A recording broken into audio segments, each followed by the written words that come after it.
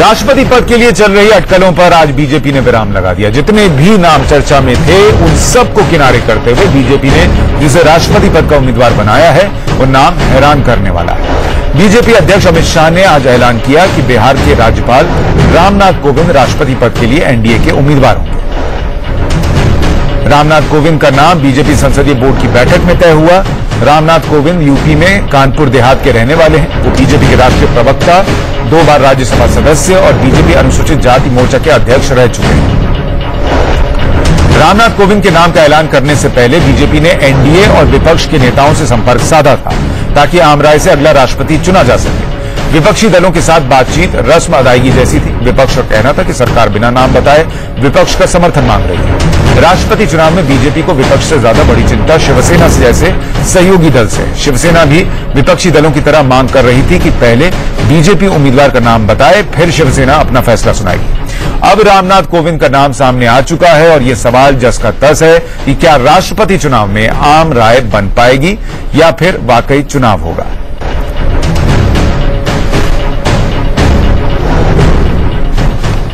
लोकतंत्र की यह सर्वोच्च जगह के लिए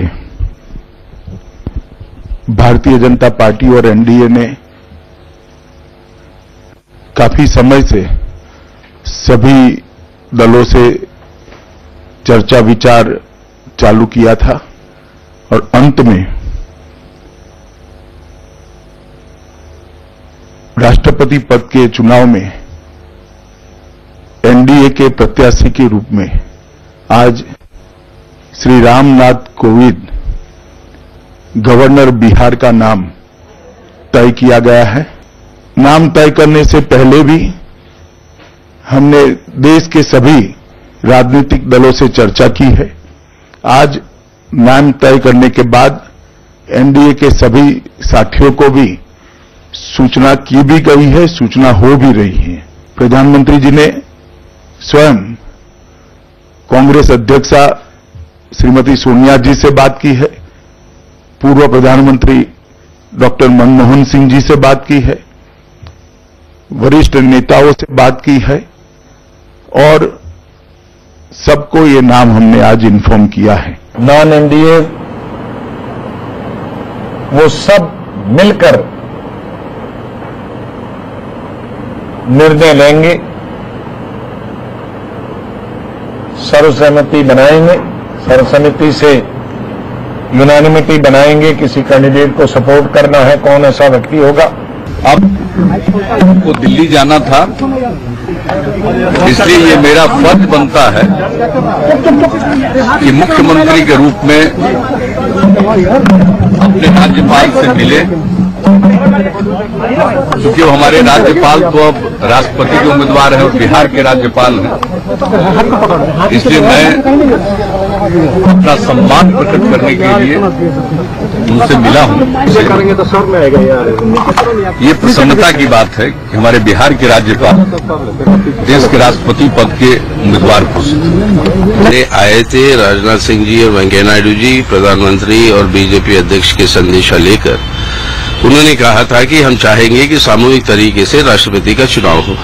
उस समय उन्होंने कहा कि हम जब तय करेंगे फिर आपसे सलाह मशवरा करने आएंगे।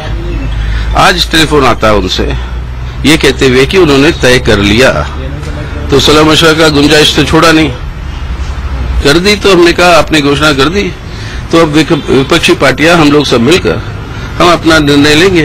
हमने जरूर हम चाहते थे कि मोहन राव भागवत जी नहीं तो MS स्वामीनाथन, ये 2 विकल्प हमने दिए थे।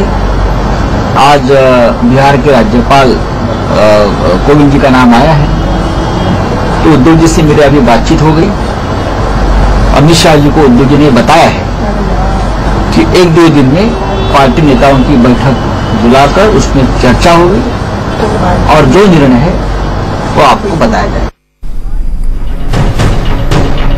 तो सहयोगी शिवसेना से लेकर विपक्ष के कई दल भी ये कह रहे हैं कि उनसे ये कहा गया था कि नाम तय करेंगे अगर तो पहले आपको बता देंगे, लेकिन अब उनको ये लग रहा है कि पहले नाम तय कर लिया गया, घोषणा कर दी गई और फिर सिर्फ सूचना दी गई है, इसलिए वो तय करेंगे कि उन्हें बीजेपी का साथ देना है या नहीं देना है, या एनडीए का साथ देना है या नहीं देना है। इसी पर हम चर्चा करने जा रहे हैं कि क्या रामनाथ कोविंद अगले राष्ट्रपति होने जा रहे हैं, नहीं होने जा रहे, क्या इस पर चुनाव होगा और विपक्ष की रणनीति क्या होगी। हम अपनी चर्चा को आगे बढ़ाएं उससे पहले हम आपको अपने मेहमानों से मिलवा देते हैं। हमारे साथ आज इस महाबहस में प्रेम शुक्ला जुड़ रहे हैं, बीजेपी के नेता हैं और पूर्व पत्रकार और सामना के संपादक रह चुके हैं। इसके अलावा हमारे साथ प्रेमचंद्र मिश्रा हैं, बिहार कांग्रेस के उपाध्यक्ष रह चुके हैं और एनएसयूआई के अध्यक्ष रह चुके हैं।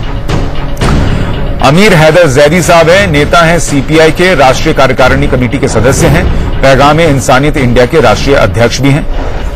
सैयद अफजल अब्बास साहब हमारे साथ जुड़ रहे हैं, जेडीयू के नेता हैं और जेडीयू के अल्पसंख्यक प्रकोष्ठ के पूर्व राष्ट्रीय अध्यक्ष हैं। अशोक भारती हमारे साथ इस महाबहस में हैं, दलित और आदिवासी संगठनों के राष्ट्रीय संघ नैकडोर के अध्यक्ष हैं और देश में आदिवासियों और दलितों को एकजुट करने में लगातार जुटे हुए हैं।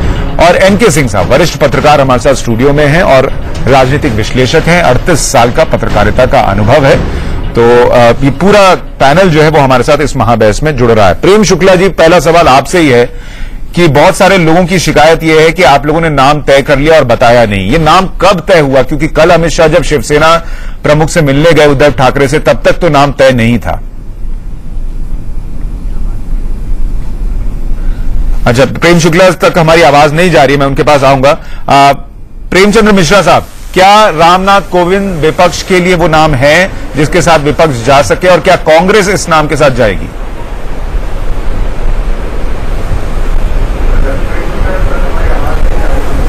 देखिए, अभी ये फैसला भारतीय जनता पार्टी नेतृत्व ने किया है और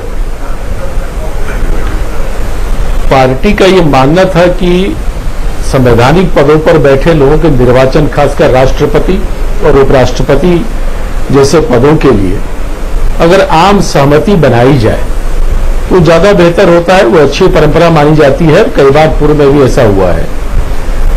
और पार्टी को अपेक्षा थी कि सत्ता पक्ष के तरफ से कुछ नामों पर चर्चा होगी और आम सहमति बनाने के प्रयास किए जाएंगे और ऐसा आभास कराया भी गया, लेकिन ऐसा हुआ नहीं। सोनिया जी से मिलने बीजेपी के नेता लोग आए, विपक्षी नेताओं से भी मिले, लेकिन उन्होंने कोई नाम का पैनल या कोई चर्चा नहीं किया। अमुक नाम, अमुक 2-3 नाम कि आप बताइए इसमें से कौन सा नाम अच्छा हो सकता है। और एक सडनली उन्होंने आज अपना उम्मीदवार घोषित कर दिया। जब आपने उम्मीदवार घोषित कर दिया तब तो सहमति बनाने का कोई गुंजाइश तो बची नहीं है। तो कांग्रेस पार्टी, तो सर जब आप लोग कह रहे थे नाम बताइए, तब उसका मतलब क्या था कि नाम घोषित ना हो, पहले एक एक को फोन करके पहले चर्चा हो और उसके बाद जब आप लोग मुहर लगाएं तब नाम घोषित हो? ये तो बड़ा मुश्किल प्रोसेस हो जाता। नहीं नहीं नहीं, आप इसे दूसरे रूप में ले रहे हैं। अगर हम आम सहमति बनाने की बात करते हैं तो सत्ता पक्ष के तरफ से ये परंपरा रही है कि जब हम विपक्ष को कॉन्फिडेंस में लेते हैं तो हम कुछ नामों पर चर्चा करते हैं। चर्चा में कई नाम आते हैं और उसमें से कहीं पर कहीं एक गुंजाइश बनती है कि नहीं, अमुक नाम इससे बेहतर है, ये नाम और अच्छे हो सकते हैं। तो उस पूरे प्रक्रिया को एक आम सहमति बनाने का प्रोसेस कहा जाता है। चलिए ठीक है, एक चीज बता दीजिए सर, मैं और मेहमानों के पास जाऊं कि प्रोसेस पे आपको ऐतराज है कि बीजेपी ने नाम घोषित कर दिया और उसके बाद विपक्ष के पास पहुंच रही है, लेकिन जो नाम है उस पर भी कोई ऐतराज है क्या? एक दलित चेहरा है, पुराने नेता है, राज्यसभा में 2-2 टर्म पूरा कर चुके हैं, रामनाथ कोविंद के नाम पर कोई ऐतराज है क्या आप लोगों को?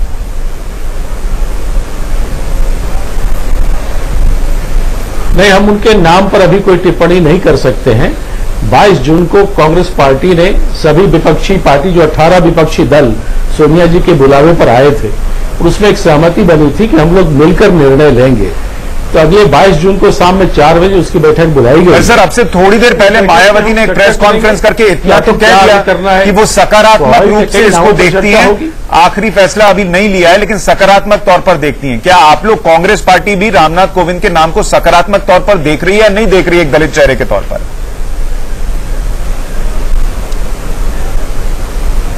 कांग्रेस पार्टी आज के डेट में उपरोक्त नाम पर कोई टिप्पणी नहीं करना चाहती है।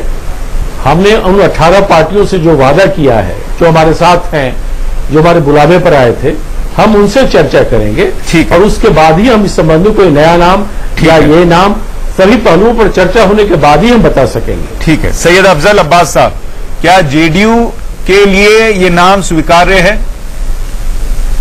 जी, अब देखिए, इसका फैसला पार्टी के राष्ट्रीय अध्यक्ष नीतीश कुमार जी करेंगे। लेकिन जो टिप्पणियां आ रही हैं, केसी त्यागी साहब जो पार्टी के प्रवक्ता, उनका बयान है कि हमारे संबंध बहुत अच्छे रहे और बिहार सरकार जब से गवर्नर बने हैं तो कोई ऐसी परेशानी नहीं आई।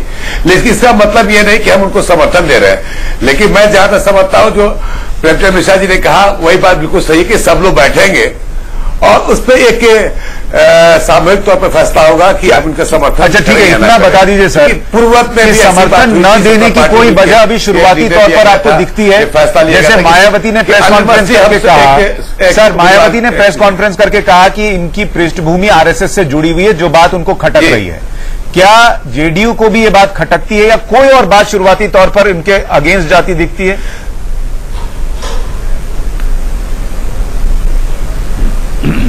देखिए, आरएसएस से जुड़े, जाहिर सी बात है आरएसएस से जुड़े हैं, इससे तो इनकार नहीं किया जाता है। लेकिन कैरेक्टर की लेकिन जहां तक उनके गवर्नर के कैरेक्टर की बात है, बिहार में सरकार में है, बिहार में गवर्नर है, अभी तक कोई ऐसी बात नजर में नहीं आई।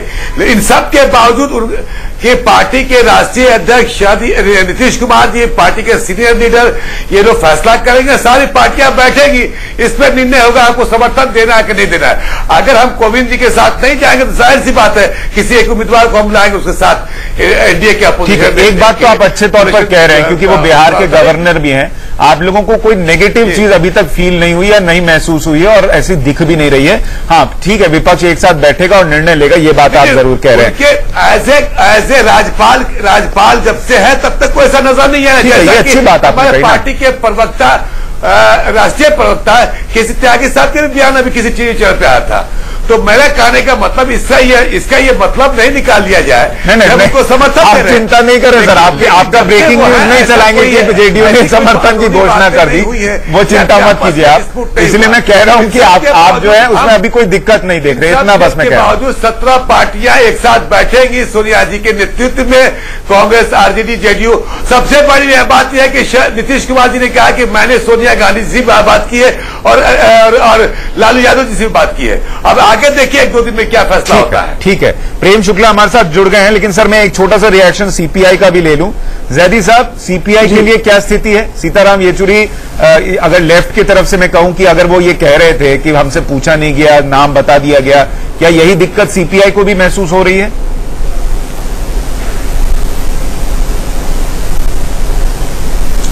सीपीआई का अकेले का मसला नहीं है, पूरे अपोजिशन का मसला, पूरी लेफ्ट पार्टियों का भी मसला नहीं है, पूरे विपक्ष का मसला है।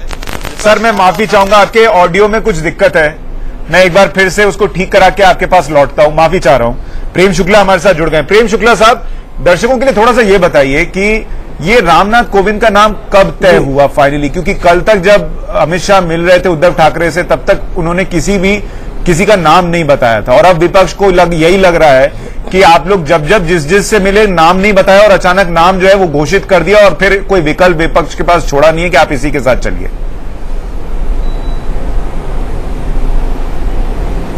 देखिए, भारतीय जनता पार्टी पहले खुद नाम तय करेगी और पार्लियामेंट्री बोर्ड की मीटिंग में भारतीय जनता पार्टी की आदरणीय रामनाथ कोविंद जी का नाम तय हुआ।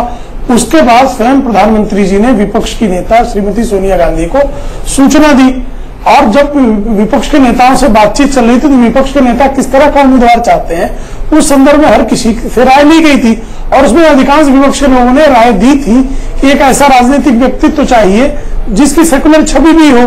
तो मुझे लगता है कि रामनाथ कोविंद जी एक वंचित समाज से आए हुए उच्च शिक्षा विभूषित, जिनके पास प्रशासन का उत्तम ज्ञान है, जो संविधान विशेषज्ञ हैं, जो संवैधानिक पद पर जिनको अनुभव रहा है, जो राज्यसभा के सदस्य रहे हैं 2 टर्म, और मुझे लगता है कि उनके इतने लंबे राजनीतिक करियर में बेदाग छवि रही उनकी, तो एक ऐसे छवि वाले व्यक्ति को अनुभव रहा है, जो राज्यसभा के सदस्य रहे हैं 2 टर्म, और मुझे लगता है कि उनके इतने लंबे राजनीतिक करियर में बेदाग छवि रही उनकी, तो एक ऐसे छवि वाले व्यक्ति को पेश किया गया है। जैसे आपको ध्यान होगा 1997 में एक सर्वसम्मति से नारायणन जी का नाम आया था, तो नारायणन जी का नाम पहले सत्तारूढ़ गठबंधन ने तय किया, विपक्ष ने उनके नाम पे सहमति दी। आज इसी तरह से जो है कोविंद जी का नाम तय हुआ है। पहले जो है नारायणन जी के नाम पर जब सहमति उस समय बनी थी, तो आपको याद होगा कि पहले स्वयं सत्तारूढ़ दल ने तय किया, सत्तारूढ़ दल ने फिर सत्तारूढ़ गठबंधन ने सहमति दी, सत्तारूढ़ गठबंधन ने बाद में विपक्ष को सूचित किया, विपक्ष ने उसमें सहमति दी। लगभग वही स्थिति आज जो है कोविंद जी की है। लेकिन चूंकि अब ये कांग्रेस का व्यक्ति नहीं है, और मुझे लगता है कि कुछ लोगों को ऐसा लगता है कि राजनीति में सारे निर्णय लेने का अधिकार चंद लोगों के हाथ में होना चाहिए, तो वो विरोध के लिए विरोध कर रहे हैं। वरना रामनाथ कोविंद जी के नाम में किसी प्रकार के विरोध की कोई गुंजाइश नहीं है। नहीं, और भारतीय जनता पार्टी ने विपक्ष सिर्फ इतना कह रहा है क्योंकि आपने विपक्ष तक पहुंचकर एक अच्छी परंपरा आगे बढ़ाई। तो विपक्ष सिर्फ ये कह रहा है कि जब आपने संसदीय बोर्ड की बैठक में निर्णय ले लिया था नाम का, तो सबको एक बार सूचित करके उनकी राय ले लेते और सबकी राय बन गई होती, तब आपने घोषित कर दिया होता। अभी आपने सीधे घोषणा कर दी। नहीं, भारतीय जनता पार्टी पहले जो है स्वयं अपने पार्लियामेंट्री बोर्ड में उस नाम का निर्णय लिया गया। पब्लिक एनडीए के लीडर पब्लिक नहीं करती, ये कह रहे हैं नेता को वो कह रहे हैं पब्लिक नहीं करते, पहले हमसे पूछ लेते हैं कि इसमें किसी प्रकार नहीं, अगर पूछते तब भी उसमें जिसको सिर्फ जो है छिद्रान्वेषण करना। गलती की तो बात ही नहीं रही ना सर। अगर आप ये मान के बैठे कि गलती निकालने वाले, कमियां निकालने वाले कमी निकालेंगे, तो फिर तो पूछना भी छोड़ दीजिए। सुशांत जी, आ रहा हूं सर, सुशांत जी, आ रहा हूं। संवैधानिक पदों पर बैठे लोगों, उन्होंने जो कहा, जिस तरह के उम्मीदवार की उन्होंने अपेक्षा की, उसी तरह का उम्मीदवार लाया गया। ये तो आप मान रहे हैं ना सर कि जैसा वो चाह रहे थे आपने वैसा ही नाम दे दिया। अगर वही स्थिति होती तो आज ऐसे रिएक्शंस नहीं आ रहे होते। ठीक है, एनके सिंह साहब का एक रिएक्शन ले लूं सर। क्या बीजेपी से एक चूक हुई है जैसा कि विपक्ष आरोप लगा रहा है, और क्या आपको लगता है सहमति बन जाएगी? इस तरह के रिएक्शन देने की आदत इसमें देखिए बहुत पेच है, इसको समझना पड़ेगा। बीजेपी ने क्यों किया, ये बिल्कुल है कि कॉन्सेंसस इवोल्यूशन का प्रोसेस ये नहीं है, इसमें कोई दो राय नहीं है। लेकिन बीजेपी को ये क्यों करना पड़ा, अचानक प्रेस कॉन्फ्रेंस करके नाम क्यों उजागर करना पड़ा? उसके पीछे वजह यह है कि जो भी नाम वो इन पार्टीज के पास ले जाते, उसके पैरेलल एक नाम खड़ा करती होगा, अच्छा नहीं हम ये कैंडिडेट देते हैं। तो जो दोनों के बीच में डिस्ट्रस्ट है वो काफी बड़ा है। लेकिन एक अच्छे प्रजातंत्र में ये माना जाता है कम से कम राष्ट्रपति जो एक तरह से हेड ऑफ द स्टेट होता है, उसके लिए आम सहमति बनेगी तो स्वस्थ प्रजातंत्र के लिए अच्छा रहेगा। और बाई चांस जो नाम लाई है बीजेपी, वो नाम बहुत अच्छा है। आप जिस तरह बिहार ऐसी जगह पे आप समझ सकते हैं कि बीजेपी और सत्ता पक्ष में किस तरह तलवारें खिंची हुई हैं, किस तरह हर तीसरे दिन बवाल हो रहा है। इसके बावजूद अगर गवर्नर ये स्थिति कर दे कि उनके यहाँ चाय पे नीतीश कुमार हर हफ्ते में करीब एक बार जाते हैं, और ये भी स्थिति कर दे कि बाकी अपोजिशन के भी लोग उनके यहाँ आते रहते हैं। अफजल साहब भी कह रहे हैं कि कोई दिक्कत नहीं रही है जब तक। बिल्कुल सही है। मैंने व्यक्तिगत रूप से मैं जानता हूं कि लगभग हफ्ते में एक बार चाय पे नीतीश कुमार आते हैं और भी लोग आते हैं सत्ता पक्ष के, और इसके अलावा बाकी जो है ट्रेजरी बेंच के और अपोजिशन के ये लोग चाय वगैरह आते हैं। चाहे इस तरह के एक कॉमन कॉन्सेंसस बनाने की कोशिश वहां रहती है गवर्नर हाउस में, ये हम व्यक्तिगत रूप से जानते हैं। तो ये तो एक रोल मॉडल था गवर्नर का, जो बिहार ऐसे कंट्रोवर्शियल जगह पे अगर कोई गवर्नर इस तरह का कंडक्ट अपने को करे कि एक कंट्रोवर्सी ना हो, तो इसका मतलब है कि देश को एक ऐसे नेता की जरूरत है जो कि हेड ऑफ द स्टेट के रूप में फंक्शन करे।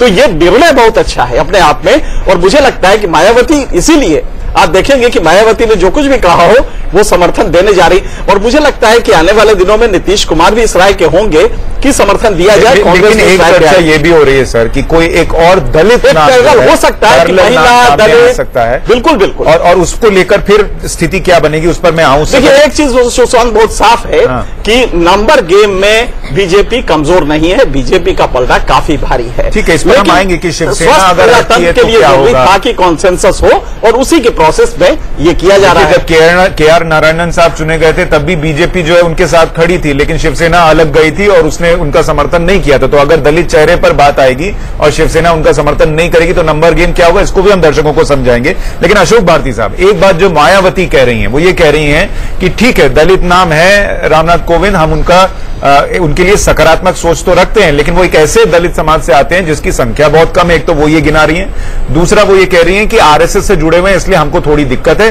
कोई और दलित चेहरा आ जाएगा तो शायद हम उसके साथ भी जा सकते हैं। क्या ये सोच आपको ठीक लगती है?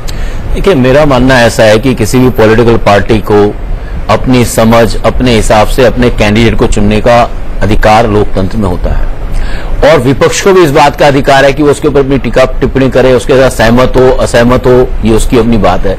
लेकिन मुझे लगता है कि ये आधार कि किसी व्यक्ति की जात की आबादी बहुत कम है, इस आधार पे किसी को रिजेक्ट नहीं किया जा सकता, क्योंकि एक बड़े दलित समुदायों में 1228 जातियां आती हैं। कई जातियां तो ऐसी हैं जिनकी आबादी केवल 50 है। क्या केवल इस बात के लिए कोई काबिल व्यक्ति हो, कोई पढ़ा लिखा व्यक्ति हो, कोई समझदार व्यक्ति हो तो उसको हम रिजेक्ट कर देंगे? मुझे लगता है कि ये तो अम्बेडकरवाद नहीं है। और ये तो एक और अच्छी बात हो सकती है कि जिसकी संख्या कम है आप उसको और बढ़ावा दे रहे हैं, उनको लगेगा कि जो कम है संख्या में उनकी भी एक वैल्यू है, उनकी भी एक इज्जत है, उनको भी आप आगे बढ़ाना चाहते हैं। देखिए, मैं तो ये कह सकता हूं क्योंकि राजनीतिक पार्टियों को अपना अपना दृष्टिकोण रखने की पूरी वो है, लेकिन मैं मानता हूं एक दलितों के राष्ट्रीय मंच होने के नाते, आदिवासियों के राष्ट्रीय मंच होने के नाते हमारे लिए जिसकी आबादी 50 है दलितों में, वो भी उतना ही सम्मान्य है जिसकी आबादी 25%, 30%, 40% है। क्योंकि इसमें हम ये मानते हैं कि डॉक्टर अंबेडकर ने जो सिद्धांत दिए हैं, उन्होंने कहा है जातियों का खात्मा करना है। जातियों का खात्मा करने के लिए आपको छोटी जाति को भी उतना ही आगे, जिसकी आबादी कम है, छोटी का मतलब ये है जिसकी आबादी कम है, उसको भी स्पेस देना पड़ेगा और उसको भी आगे बढ़ाना पड़ेगा। तो मुझे लगता है ये कोई बड़ी बात नहीं है। इस जवाब में एक चीज और जोड़ दीजिए कि क्या इसको इस लिहाज से देखना सही है या गलत है कि बीजेपी ने एक दलित कार्ड खेला है, और क्या इस देश ने पहले भी दलित राष्ट्रपति देखा है, लेकिन दलितों की हालत कितनी सुधरी नहीं सुधरी ये हम जानते हैं। तो क्या एक राष्ट्रपति के पद पर दलित के पहुंचने से कोई फर्क पड़ता है?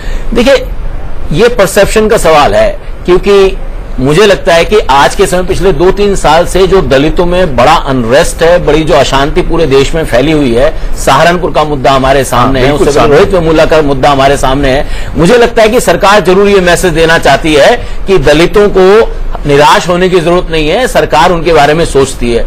अगर मुझे लगता है इस दृष्टिकोण के साथ आया है तो एक अच्छी बात है, लेकिन असल में दलितों की जिंदगी में हालात परिवर्तन राष्ट्रपति नहीं लाते हैं। लेकिन ये बात भी तय कि भारत के संविधान में भारत के राष्ट्रपति को दलितों के एम्पावरमेंट के लिए जिम्मेदार बनाया गया है और वो प्रधानमंत्री के थ्रू एम्पावर्ड होते हैं वो। इसलिए मुझे लगता है कि अगर दलित रामनाथ कोविंद जी जैसे किसी व्यक्ति को अगर राष्ट्रपति पद के लिए नॉमिनेट करने की बात बीजेपी सोचती है तो ये एक अच्छी बात है। कई सपने भी बनते हैं ना सर। देखिए, प्रधानमंत्री अगर नरेंद्र मोदी हैं तो ऐसा नहीं कि देश का हर चाय वाला जो है उसकी स्थिति सुधर गई, लेकिन हर चाय वाले में एक उम्मीद जग सकती है कि शायद वो इस देश का प्रधानमंत्री बन सकता है। तो वैसे ही शायद दलित को लग सकता है। जी, मायावती जी तो कहती हैं बहुजन हिताय, बहुजन समाज कहती हैं। ये इसमें से कोली समाज कहां से आ गया? अगर उनका देखा जाए तो जिस जाति के वो हैं पूरे हिंदुस्तान में उसका परसेंटेज कितना है? इसलिए जाति का ये बड़ा लॉजिक उनका बड़ा वियर्ड है कि साहब वो तो बहुत छोटे समुदाय से आते हैं लेकिन फिर भी हम सपोर्ट करेंगे। ये यहाँ पे अगर वो ये कहती हैं तो मुझे लगता है कि लॉजिकली इनकरेक्ट है, उनको नहीं कहना चाहिए। और इस समय इशू ये है कि जो आपको प्रेसिडेंट का ये कैंडिडेट का नॉमिनेशन आया है, इनके मेरिट को आप बरअक्स रखें किसी और कैंडिडेट के, और तब आप पाएंगे कि ये कैंडिडेट बहुत अच्छे हैं और कंट्रोवर्सी में कभी नहीं रहे हैं। तो मुझे लगता है कि ये सर अपॉर्चुनिटी है। एक पैरेलल नाम जो है वो अब उछलने लगा और वो बिल्कुल मैं जानता हूं। ठीक है, तो उनके लिए उनकी छवि भी ठीक रही है, वो भी दलित चेहरा है, वो भी एक ऐसे परिवार से आती है जिसका देश की राजनीति में नाम रहा है। तो क्या जब इतना कह दिया तो मीरा कुमार नामिक ले लीजिए। तो मीरा कुमार भी हो सकती है, मैं उस पर आऊंगा। लेकिन जैदी साहब अब हमारे साथ जुड़ गए हैं। जैदी साहब, माफी चाहूंगा उस वक्त आपकी आवाज ठीक तौर पर नहीं आ रही थी, अब आप अपनी राय रखें।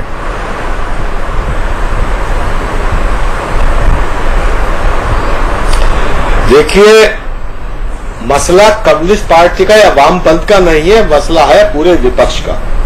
पूरे विपक्ष की सहमति ये थी कि हम सर्वसम्मति से एक राष्ट्रपति का उम्मीदवार देंगे, जिसमें बीजेपी को भी शामिल करना या सरकार के साथ मिलकर देने की बात। लेकिन सरकार अपनी उस स्थिति को खो चुकी है और वो होया सरकार ने, सरकार जब हमारे पास आई थी, विपक्ष के पास आई थी, तो 2-4 नाम लेके आती, उस पर चर्चा होती, चर्चा होने के बाद किसी एक नाम पे सहमति होती। वो तो सत्ताधारी दल ने की नहीं है। पर सर, ये प्रक्रिया कितनी लंबी चलती? 4 नाम लेकर आते, आप पहले पर मुहर लगाते, कांग्रेस चौथे पे लगाती, जेडीयू मान लीजिए दूसरे पे लगाती, फिर ये होता कि ये सहमति तो नहीं बन पाती, फिर हर पार्टी कहती कि मेरा नाम आपने छोड़ दिया। नहीं सैम, देखिए 18 पार्टियां एक जगह बैठी थी, एक जगह मौजूद थी, एक जगह रहती थी, एक जगह थी, तो इन्हें लाना चाहिए था। ये अगर सरकार है तो सरकार की जिम्मेदारी बनती है कि विपक्ष की सहमति। सर मान लीजिए नहीं भी लाए, क्या ये विपक्ष के ईगो का सवाल बन गया कि हमको नहीं बताया पहले? अगर नाम आपको पसंद है आप बता दीजिए, नाम नहीं पसंद है तो अपना नाम रख दीजिए। ये तो पहले भी हुआ है, ऐसा तो नहीं हुआ कि पहले, आज से पहले ऐसे कभी नहीं हुआ। सुन लीजिए, वो तो सुन लीजिए, नहीं, वो तो प्रेम शुक्ला जी अभी बोल रहे थे तो उनका ईगो बता रहा था कि वो सर्वमत का उम्मीदवार नहीं लाना चाहते। अगर वो सर्वमत का उम्मीदवार लाना चाहते तो विपक्ष के ऊपर इस तरह से टिप्पणियां आज भी ना करते।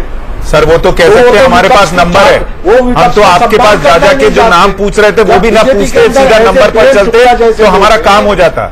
वो तो सब जगह जाने की बात भी कह सकते हैं नंबर होने के बावजूद। तो आपका तो ये आप कौन सा बोल रहे हैं? प्रेम शुक्ला तो आप नहीं बोल रहे हैं। नहीं, मैं तो पूछ रहा हूं सर। नहीं, ये तो पूछ रहे हैं, मैं तो आपसे पूछ रहा हूं कि अगर नंबर उनके पास है और वो फिर भी विपक्ष के पास जा रहे हैं तो क्या ये सत्ता का तो अहंकार है या नहीं है?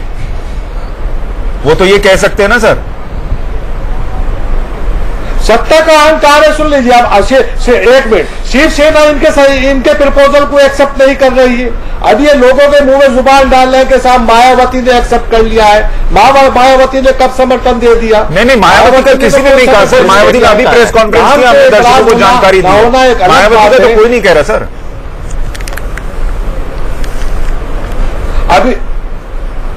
अभी किसी ने समर्थन नहीं दिया। नाम पे किसी को एतराज होना ना होना एक अलग बात है, लेकिन सर्वसम्मत का उम्मीदवार चुनना अलग बात है। अगर प्रेम शुक्ला जी सर्वसम्मत का उम्मीदवार चुनना चाहते थे तो अभी जो इन्होंने विपक्ष के ऊपर टिप्पणी की है, इसे कम से कम उस टिप्पणी के ऊपर प्रेमचंद शुक्ला इस पर कुछ जवाब देना चाह रहे हैं। बैठ के विपक्ष के ऊपर शुक्ला साहब ये बताइए, विपक्ष में जितने लोग हैं या सबको ये लग रहा है कि आपने गलत कर दिया है और ये सत्ता का अहंकार है कि आपके पास नंबर है तो आपने अपना नाम रख दिया कि इसको चुन लीजिए। नंबर ही नहीं है। अमीर हैदर रजा साहब कृपा करके बताएंगे कि 1997 में जब सारे प्रमुख दल, जरा सुन लीजिए रजा साहब, जरा सुन लीजिए, 1997 में सारे दल सहमत हो गए, फिर भी शिवसेना ने टीएन शेषन को उम्मीदवार खड़ा कर दिया। हाँ ठीक है जयदी साहब, ठीक है, धन्यवाद, आप मैंने गलती की तो आपका नाम लेने में। जयदी साहब जब 1997 में शिवसेना ने सर्वसहमति के बावजूद नारायण जी के खिलाफ टीएन शेषन को खड़ा कर दिया, तब भी सर्वसहमति नहीं बन पाई थी। कलाम साहब के नाम पे सर्वसहमति नहीं बन पाई, जबकि बहुत अच्छा नाम था। आपको ध्यान होगा कि प्रतिभाताई पाटिल के बारे में तो जिस तरह की सहमति बनी वो सबके ध्यान में है। तब तो शिवसेना जो है वो एनडीए को छोड़ के जो है यूपीए के साथ खड़ी हो गई थी। और प्रणब मुखर्जी जी के मामले में विपक्ष को कितना कॉन्फिडेंस में लिया गया था। तो इसके पहले आप जितने भी राष्ट्रपति पद के उम्मीदवार लाए गए तो क्या सारे कांग्रेस के अहंकार की उपज थे क्या? ये आप कहना चाह रहे हैं? प्रेम शुक्ला जी एक बात बताइए, प्रेम शुक्ला जी अगर ये एनडीए की सरकार, प्रेम शुक्ला जी अगर ये एनडीए की सरकार विपक्ष को इतना साथ लेकर चलने में विश्वास रखती है तो अगर विपक्ष मीरा कुमार का नाम आगे रखता है जो एक दलित चेहरा है, वो भी अनुभवी चेहरा है, एक अच्छे राजनीतिक परिवार से आती है, उनका अनुभव भी कम नहीं है, तो क्या आप विपक्ष के नाम के साथ चले जाएंगे? जी देखिए, विपक्ष से कम अपेक्षा की जानी चाहिए। देखिए रामनाथ कोविंद जी नीचे जमीन से उठकर स्वयं के संघर्ष से ऊपर आए हुए व्यक्तित्व हैं।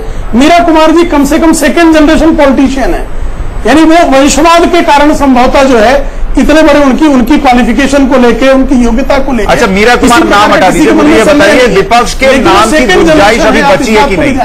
आपके लिए विपक्ष के नाम की गुंजाइश बची है या नहीं, या आपने नाम फाइनल कर दिया?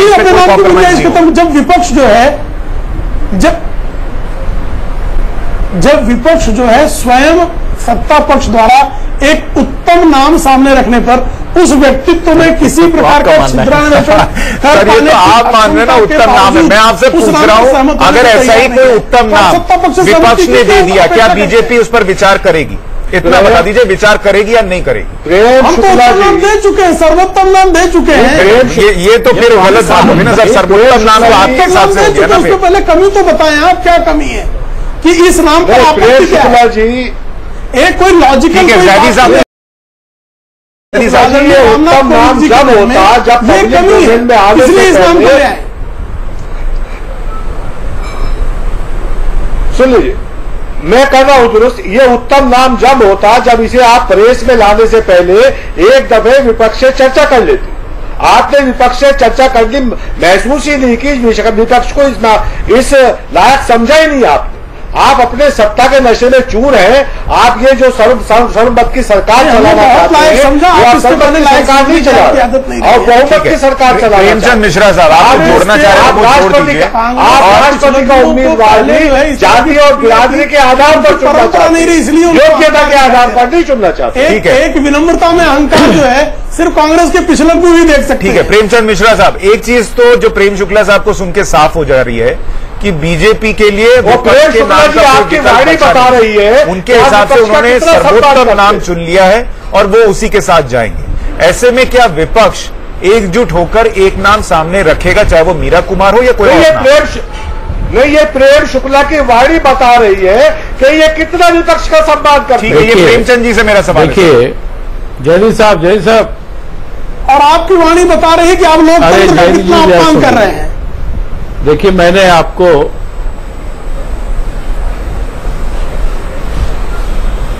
मैंने आपको पहले भी कहा कि संवैधानिक पद के उम्मीदवारों के चयन में अगर सहमति बने, इससे अच्छी बात लोकतंत्र की परंपरा के लिए नहीं हो सकती है। तो कांग्रेस को अपेक्षा थी कि भारतीय जनता पार्टी जिसे बहुमत है, केंद्र में सरकार में है, यह आपका दायित्व बनता था कि आप विपक्ष को भी कॉन्फिडेंस में लेते। आपने कुछ एक्सरसाइज करने की प्रक्रिया आरंभ की तो एक उम्मीद जगी कि आप आम सहमति बनाना चाहते हैं। लेकिन आप आए, सोनिया जी से मिले, दूसरे नेताओं से भी मिले, लेकिन आपने चाय पानी पिया और कोई नाम के बारे में चर्चा नहीं की। उल्टे आप विपक्ष से ही नाम पूछ रहे थे। सर वो तो कह रहे हैं पीएम ने सोनिया गांधी को खुद भी अमित शाह जी का आपने मुंबई में क्या देखा, शिवसेना उनके सहयोगी है। एक मिनट, अरे सुनिए ना, कहने दीजिए ना। सोनिया जी से उन्होंने निर्णय लेकर बताया कि ये हमारा निर्णय हो गया, ये हमारे उम्मीदवार है। तो आपने डिसीजन ले लिया ना। डिसीजन लेने से पहले सहमति बनाने का प्रयास उसे कहते हैं। कंसेंसस कैंडिडेट कौन होता? जब 2-4 नाम पर चर्चा होती। हो सकता है कई बार ऐसा हुआ है कि विपक्ष और सत्ता पक्ष ने मिलकर एक उम्मीदवार को समर्थन किया है, तो वो एक अच्छी परंपरा मानी जाती है। अगर पहले कभी 1-2 बार चूक हुई है तो आप भी उसको चूक करना चाहते हैं क्या? मैं एक तो ये पॉइंट है। दूसरा है 18 पार्टी ने मिलकर निर्णय लिया और सोनिया जी को ऑथराइज किया था कि आप निर्णय लीजिए इस संबंध में। सोनिया गांधी जी ने एक ग्रुप बनाई थी कि आप लोग सब चर्चा करके इस संबंध में एक उम्मीदवार का नाम चयन हो। तो मैं समझता हूं चूंकि एक अपेक्षा थी कि भारतीय जनता पार्टी निर्णय लेने से पहले विपक्ष को कॉन्फिडेंस में लेगा, तो ये अभी सत्ता के अहंकार में डूबे हुए लोग हैं। इन्होंने एक तरफा अपनी मर्जी थोप दी कि यह हमारा निर्णय हो गया। जब निर्णय हो गया तब आम सहमति की गुंजाइश वाली बात तो खत्म हो गई। अब 22 जून को 4:30 बजे शाम में सोनिया जी ने फिर बैठक बुलाई है। उसमें 18 दल के लोग शामिल होंगे। उस बैठक में हम तय करेंगे कि अब हमें आगे की रणनीति क्या बनानी है। क्या हम विपक्ष की तरफ से कोई उम्मीदवार दें या सत्ता पक्ष ने जो उम्मीदवार दिया उनके गुण दोष पर विचार करें। हम आज के डेट में कोविंद जी के मेरिट डिमेरिट पर चर्चा नहीं करना चाहते हैं। किसी अन्य उम्मीदवार के योग्यता पर भी चर्चा नहीं करना। यहां लोग मीरा जी को लेकर तरह तरह की बात कर रहे थे। मीरा जी की योग्यता बिल्कुल संदेह और से परे है। सर उस दिन की चर्चा किस बात पे होगी? उनको कोविंद जी के नाम पर उनके मेरिट डिमेरिट पर चर्चा होगी या इस बात पर चर्चा होगी कि बीजेपी बहुत अहंकार में है, इनका अहंकार तोड़ा जाए एक नाम लाकर? किस पे चर्चा करेंगे आप लोग? देखिए भारतीय जनता पार्टी का अहंकार तो जग जाहिर है। देखिए उस पर चर्चा करने की आवश्यकता क्या है। लेकिन चूंकि सत्ता पक्ष के तरफ से एक निर्णय हुआ है तो निश्चित तौर पे विपक्ष की पार्टियां जब बैठेंगी तो स्वाभाविक है उस नाम को भी सामने रखा जा सकता है, भाई ये नाम सत्ता पक्ष से आया है। फिर विपक्ष की जो हमारे सहयोगी 17 और पार्टियां हैं, हम उनसे भी राय लेंगे। तो उन तमाम राय को लेकर 22 जून तक हमें प्रतीक्षा करनी चाहिए। तब तक आपसे हम अपेक्षा करते हैं, क्योंकि आपने बार-बार ये बात कही, हम 22 जून को शाम को हमारी बैठक हो जाए, सर्वसम्मति बननी चाहिए। इस तरीके से चुनाव की नौबत ना आए तो बेहतर है। तो क्या आप लोग ये मानते हुए कि भाई चलिए एक नाम आ गया है, इस आदमी में कोई गड़बड़ दिख नहीं रही और हम सर्वसम्मति बना लेते हैं, इसी के साथ चले जाते हैं, इस सोच को आप आगे बढ़ाएंगे या बीजेपी ने जो गलत किया उसके हिसाब से चलते हुए फिर एक नाम रखेंगे?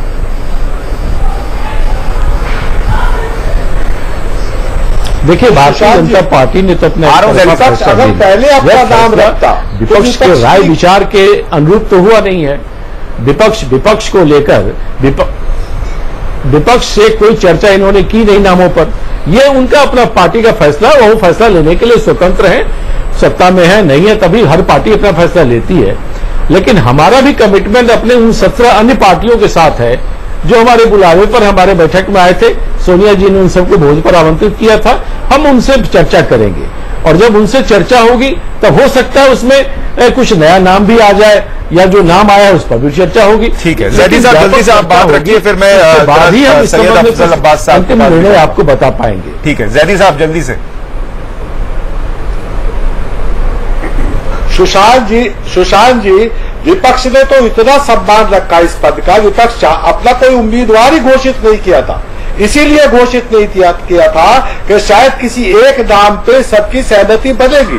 हम चाहते थे बीजेपी एक नाम पे सहमति बनाए, लेकिन बीजेपी ने तो विपक्ष का सम्मान ही नहीं रखा, अपना नाम घोषित कर दिया। अगर विपक्ष टकराव की मुद्रा में होता तो विपक्ष पहले अपना नाम रखता। तो विपक्ष तो चाह रहा था किसी एक नाम पे सहमति बने, ये तो बीजेपी ने नहीं चाहा। बीजेपी ने तो अपनी पार्टी को भी जो शिवसेना है उसे भी अंधेरे में रखा है। ठीक है, ठीक है। सर मैं आपके पास आ रहा हूँ, सर मैं आपके पास आ रहा हूँ, एक रिएक्शन इनके सिंह साहब का ले लूं कि सर क्या जो अभी जितना हम सुन रहे हैं विपक्ष के नेताओं को और जो मायावती को हमने सुना है, क्या ये लगने लगा है कि एक और नाम पैरेलल आने जा रहा है क्योंकि लोग विपक्ष बीजेपी से नाराज हैं, या फिर ये एक पोस्चरिंग है कि भाई बीजेपी को कम से कम हम ये तो बता दें कि वो विपक्ष को साथ लेकर नहीं चलता? देखिए, एक बात हम साफ बता दें कि पॉलिटिक्स में कुछ भी नैतिकता और दिल से होता है ऐसा कुछ होता नहीं है, ये मैसेजिंग का गेम है। तो जो सहमति बनाने का प्रयास दोनों तरफ से हो भी रहा है वो भी एक मैसेजिंग के लिए ही है कि देखो हम तो तैयार हैं, और इधर से ये कि नहीं हम भी तो आपके पास जा रहे हैं। दरअसल ये सिर्फ मैसेज है, और कल ये कह सके कि साहब देखिए मैंने दलित नाम दिया था, इस पे भी ये राजी नहीं हुए। एक तरफ से ये है, दूसरी तरफ से लोजे साहब मैंने भी दलित नाम दे दिया, इस पे आप क्यों नहीं राजी हैं? तो ये पॉलिटिक्स मैसेजेस का गेम है और इसी का ये चल रहा है। ये नहीं है कि सहमत के लिए वाकई आप बहुत ही चिंतित हैं और सहमत के लिए हर वो सारे प्रयास करेंगे। ये बात बिल्कुल सही है कि जो प्रोसीजर सहमत की होती है वो तो इसमें नहीं है, क्योंकि जब आपने नाम पब्लिक कर दिया है तो आप बैकआउट कर नहीं सकते। तो आप सहमत किस बात के ले रहे हैं? आपने तो ऑलरेडी कर दिया है। ठीक है, अब उनको आप चाहते हैं कि they should fall in line. तो ये मुझे लगता है कि सहमत के, लेकिन इसका दूसरा पक्ष भी है कि अगर वो नाम उनके पास लेके जाते तो खटाक से अगले 2 घंटे के अंदर एक प्रेस कॉन्फ्रेंस करके अपोजिशन एक नाम उसी के पैरेलल दूसरा नाम बढ़ा देता कि साहब मेरा कैंडिडेट ये है। तो लिहाजा इन्होंने चेकमेट करने के लिए नाम दे दिया, दलित नाम है। और देखिए आपको कैसे पता चल गया कि विपक्ष कोई नाम बढ़ा देता? नहीं, ये तो कॉमन है। आप इंडियन पॉलिटिक्स को अगर आप पता चल गया, इंडियन पॉलिटिक्स को अगर आप समझते हैं तो आप जानते हैं कि ये चेकमेट का गेम है, इसमें मैसेजिंग चलती है। लिहाजा बहुत सीधी सी बात है। अब मैं बोल लूं तो आप बोल लीजिएगा। अरे हमको ये पॉलिटिशियन नहीं है भाई, आप बोल लीजिएगा। हम पॉलिटिशियन नहीं है, आप बोल लीजिएगा, पहले हमें खत्म करने दे दीजिए। लिहाजा बड़ी सीधी सी बात है कि पॉलिटिक्स इसी का गेम है। लिहाजा इसमें बीजेपी ने नाम दिया है, सहमति अब ये बनाए, ये इनकी मजबूरी नहीं हो सकती, ये एक पैरेलल नाम दे सकते हैं और पैरेलल नाम देंगे। भारत के इतिहास में रहा है कि अक्सर पैरेलल नाम लाए हैं और उस पर वोटिंग हुई है। तो लिहाजा ये बहुत साफ है कि बीजेपी एडवांटेजियस पोजीशन में है, इसलिए उसने नाम बढ़ा दिया। अब आपको चेकमेट करने के लिए आप कोई नाम अगर आगे लाते हैं तो वो मैसेज का गेम है, देखा जाएगा कौन अच्छा करता है। जैदी साहब अपनी बात रखिए।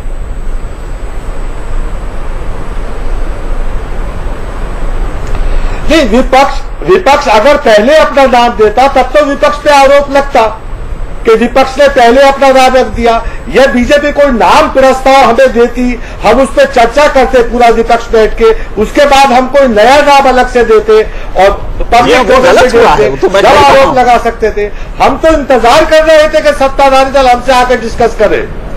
ठीक है, अब तो डिस्कस नहीं हुआ सर, अब इसके आगे क्या है इस पर चर्चा कर रहे हैं हम तो सहमति चाहते थे। ठीक है, लेकिन बीजेपी तो अपने ईगो के सामने समझ ही नहीं रही किसी। चलिए, बीजेपी का ईगो विपक्ष को लग रहा है, इसलिए वो जो है इस बात से नाराज है। अब्बास साहब, मुझे एक बात बताइए, क्या बीजेपी ने ये नाम रखकर ये कमोबेश तय कर दिया है कि देश का अगला राष्ट्रपति दलित तो होने ही जा रहा है? क्योंकि विपक्ष को अगर ये नाम खारिज करना है तो ये हिम्मत जुटानी होगी कि वो किसी दलित से इतर जाकर कोई नाम रखे, वरना बीजेपी ये बताएगी कि देखिए हम तो दलित को ला रहे थे और ये देखिए किसी और को ले आए, यानी विपक्ष दलित विरोधी है।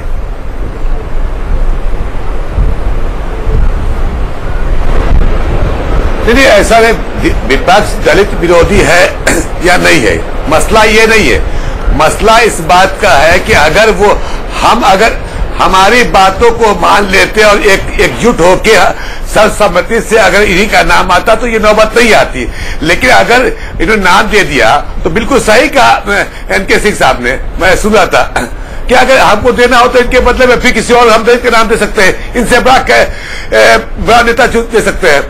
मेरा मानना सिर्फ इतना है कि हम वो बड़ा नेता नॉन दलित हो सकता है, दिया है और सबकी यही सोच है थी कि पहले कम से कम मशवरा ले लेते और सब तब जाके नाम अनाउंस करते, तो मैं समझता हूं कि ये नौबत नहीं आती है।